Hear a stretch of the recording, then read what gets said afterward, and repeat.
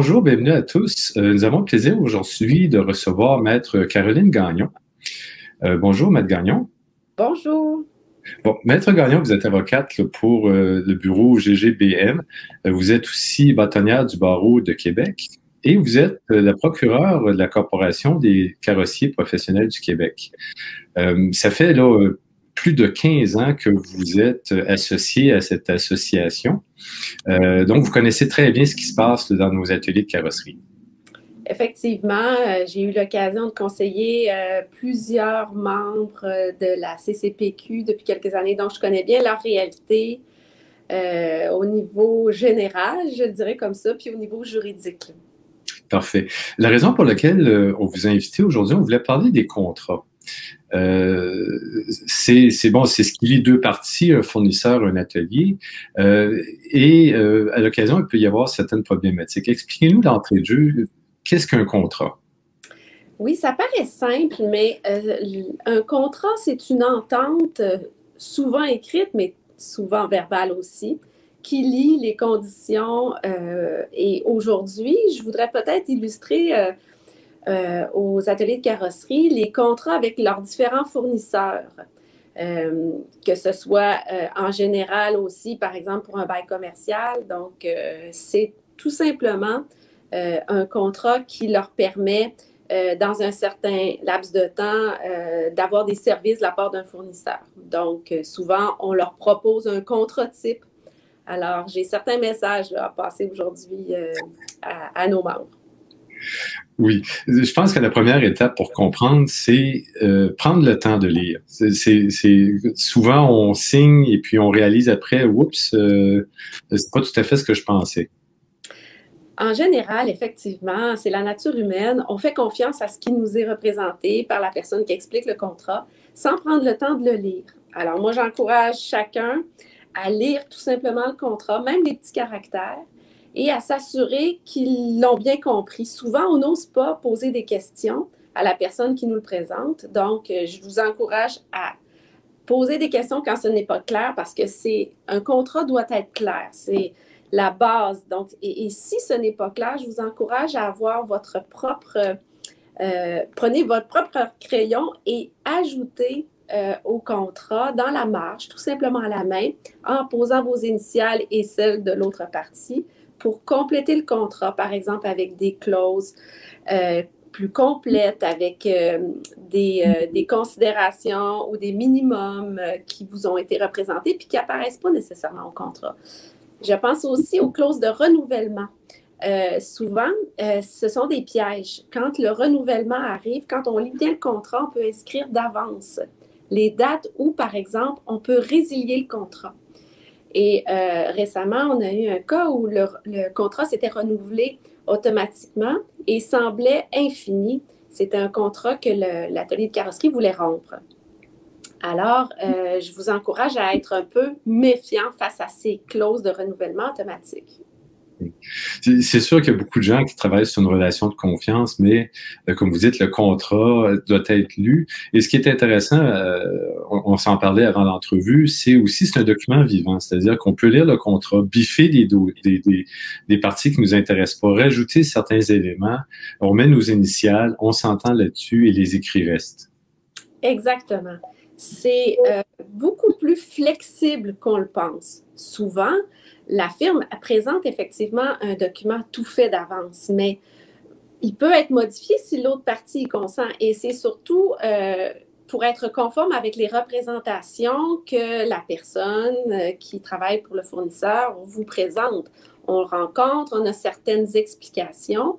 Je vous encourage à le mettre par écrit dans le contrat ou à le faire préciser dans un courriel. Par exemple, si vous demandez une explication sur la durée du contrat et son renouvellement, posez la question ou demandez que le fournisseur vous envoie un courriel qui va confirmer l'interprétation verbale qu'on vous donne. Puisque si le contrat n'est pas clair, le courriel explicatif qui va le compléter va lui être clair. Ça va servir plus tard si jamais il y avait une problématique. Oui. C'est toujours un peu embêtant, surtout quand ce sont des relations d'affaires qui datent de longue date, de demander, écoute, est-ce que tu peux me confirmer ça par écrit, envoie-moi un petit courriel, mais c'est de monter le dossier et ça évite un paquet de problèmes parce que, comme vous disiez tout à l'heure, le représentant quitte, le représentant se souvient pas de l'entente, je me souviens pas d'avoir dit ça, mais des écrits restent, on peut rajouter au dossier de dire, regarde, là, sur le contrat, on s'est entendu pour telle chose, il y a eu des changements, telle date, j'ai reçu un courriel de ton représentant qui me dit telle chose, regarde, je peux te le partager, ça raccourcit les discussions. N'en demeure pas moins, M. Gagnon, qu'il y a des cas de problème. Que ce soit par une mauvaise compréhension du contrat ou des clauses qui nous semblent abusives par la suite, ou quand elles se manifestent, parce qu'on ne les voit pas nécessairement lors des premiers mois de l'entente. Quels sont les recours? En fait, moi, j'ai toujours privilégié, ça fait quand même un certain nombre d'années que je fais du litige et du conseil, je privilégie des approches par étapes. D'abord, quand il survient une problématique du côté de l'atelier de carrosserie, c'est de faire part au contractant de la problématique. Si les services ne sont pas adéquats, si les livraisons ne sont pas faites avec régularité, s'il y a un problème d'interprétation pour les prestations ou pour le montant, faites part de votre insatisfaction et confirmez-le encore là par écrit. Ça peut servir plus tard. Ça va servir non seulement plus tard, mais immédiatement. Peut-être que le fournisseur va régler le problème. Donc, encore là, les écrits restent. Si jamais la problématique ne se règle pas, évidemment qu'ultimement, vous pouvez consulter un avocat qui, lui, est lié, avant d'aller à la cour, il doit tenter de régler le problème. C'est codifié maintenant depuis 2016 dans le Code de procédure civile, donc on n'est pas nécessairement présent, les avocats, pour immédiatement aller à la cour. On va considérer la négociation, la médiation, donc tenter de trouver une solution à votre problème de façon amiable avant de recourir aux tribunaux, bien évidemment. Je vous encourage aussi à utiliser le courrier recommandé. Parfois, le courriel n'est pas connu, le fournisseur ne le communique pas, donc n'hésitez pas à utiliser cette forme-là, plutôt traditionnelle. Envoyez une lettre avec un courrier recommandé. Si on le dépose à la cour plus tard comme preuve, c'est très valable. Oui, parce qu'il y a toujours, Maître Gagnon, la crainte des frais. Une entreprise qui se sent brimée par un contrat abusif ou pas clair va dire, ben ça va me coûter tellement cher, c'est tellement compliqué, je suis mieux de laisser tomber.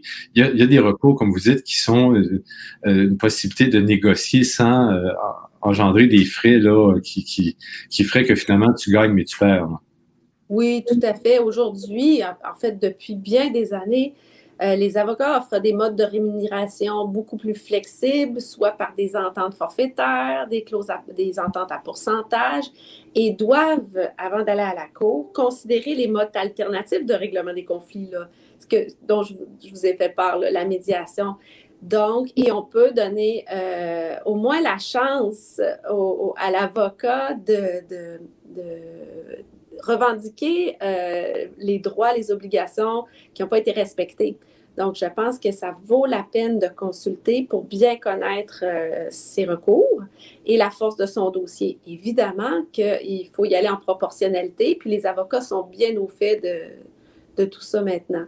Mais la lettre dont je parlais peut être faite à l'interne si vous avez une insatisfaction comme atelier de carrosserie. Prenez une lettre, transmettez-la par courrier recommandé. C'est un bon 12 $ bien investi. Parfait. Écoutez, ça conclut mes questions, mais je pense que ce qu'il faut retenir, c'est de prendre le temps de lire le contrat, de le comprendre, de l'ajuster. On peut, comme vous dites, là, on prend le crayon, on rajoute des choses, on biffe des éléments qui ne nous conviennent pas, et par la suite de documenter les interactions avec le fournisseur. S'il y a des changements au contrat ou s'il y a des promesses ou quoi que ce soit, c'est de documenter. Parce que on s'appuie là-dessus pour régler le problème, advenant qu'il y en a un. C'est qu'on a des preuves qu'on peut amener au fournisseur, vous dire, ben oui, mais telle date, avant même qu'on pense, là, je vais t'envoyer mon avocat, là. Exactement. Et ces preuves-là nous rappellent nos propres décisions ou notre propre vision de la problématique parce que tout va vite, on ne s'en souvient pas, le personnel a changé, etc. Et ça va servir de négociation pour convaincre le fournisseur en question de notre bien fondé puisqu'on l'avait mis par écrit.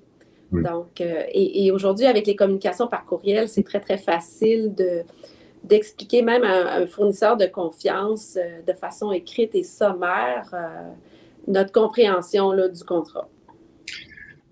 On peut faire confiance, mais il faut se protéger. Toujours. Exactement. Maître Gagnon, je vous remercie infiniment pour votre temps. C'est un plaisir.